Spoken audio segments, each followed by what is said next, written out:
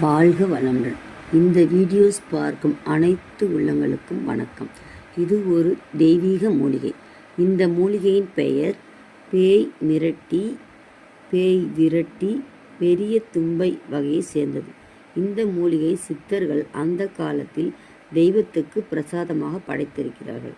இந்த இலையை பறித்து திரியாக திரித்து நல்லெண்ணெய் ஊற்றி விளக்கு ஏற்றினால் விளக்கு எரியும். இந்த செடி விளக்கேற்றினால் வீட்டில் உள்ள கெட்ட சக்தி போய்விடும். கண் திஷ்டி, நோய் நொடிகள் விலகும். வீட்டில் உள்ள அனைத்து பிரச்சனையும் சரி செய்யும். இது அமாவாசை அல்லது பௌர்ணமி நாட்களில் விளக்கேற்றலாம். விளக்கேற்றினால் வீட்டில் நல்லது. நமக்கு வர வேண்டிய பிரச்சனைகள் வாசலோடு போய்விடும். எந்த மூலிகை இருந்தாலும் அனைவருக்கும் என் அன்பான வேண்டுகோள்.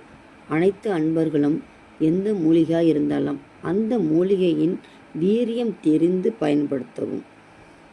நன்றி. வாழ்க வளமுடன். வாழ்க வளமுடன்.